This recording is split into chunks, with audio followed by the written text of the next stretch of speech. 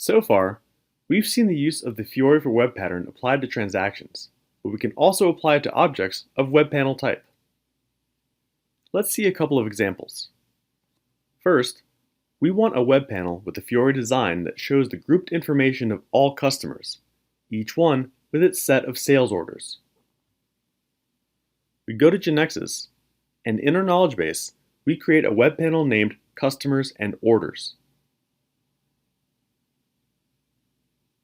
We save it, and note that like transactions, here we also see the Patterns tab.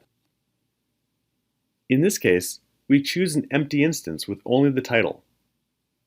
We choose Floor Plan E empty with title. First, we click on the title, and in its caption property, we enter Customers and Sales Orders.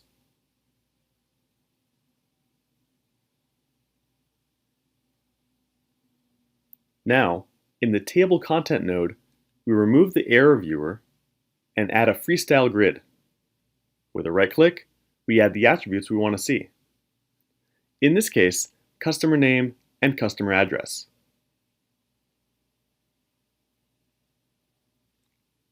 Since we also want to see the grouped set of orders for each customer, within the same freestyle grid, we now add a grid control. And inside it, the attributes we want to see: sales order ID, sales order date, and sales order total. Remember that based on the presence of these attributes, Genexus will determine the base tables of each grid. Since in this case they're different related tables, it'll apply filters automatically.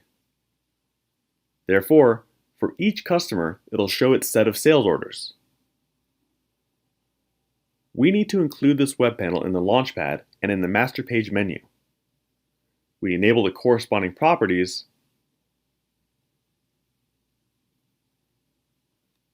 and add the icon code that we've already searched for previously. We press F5,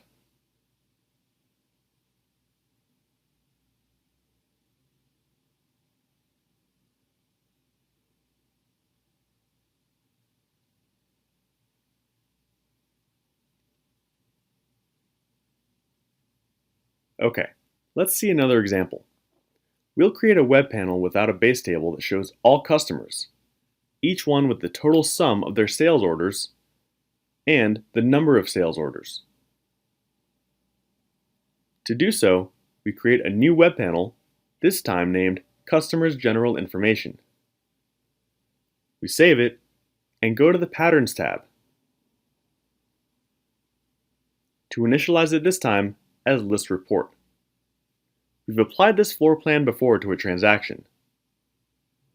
But as we're now working with the web panel, we are asked to indicate the origin of the data to be shown in the grid. It can be from a transaction, from an SDT, that is, from a structured data type, from variables based on attributes or domains, from user-defined variables. In our example, we're going to choose variables based on attributes or domains. First, we select customer ID, and we add the other variables we need: customer name, customer address, and customer phone, based on attributes with the same name. Then we add the variable sales order total and sales order quantity with its corresponding description.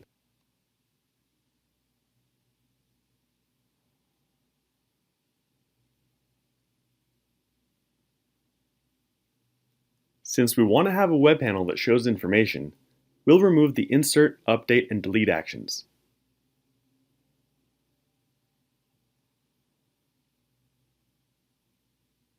We customize the title. These are the definitions we have so far. Okay, now we have a web panel without a base table, so we must code the data loading in the load event. So we go to the Events tab and write the corresponding for each in the load event.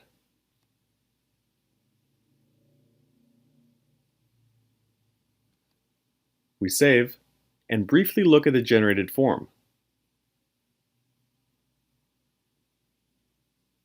We still have to verify that this web panel is included in the Fiori Launchpad, and include it in the master page menu as well. We configure the necessary properties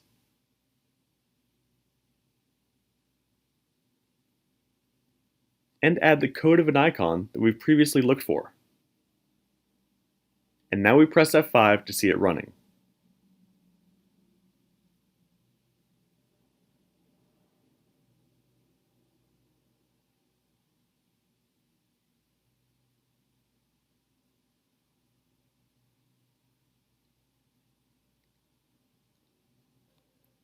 Next, we'll see how to customize the Fiori Launchpad to include a web panel that was previously created by the developer and has no instance of the Fiori for Web pattern applied.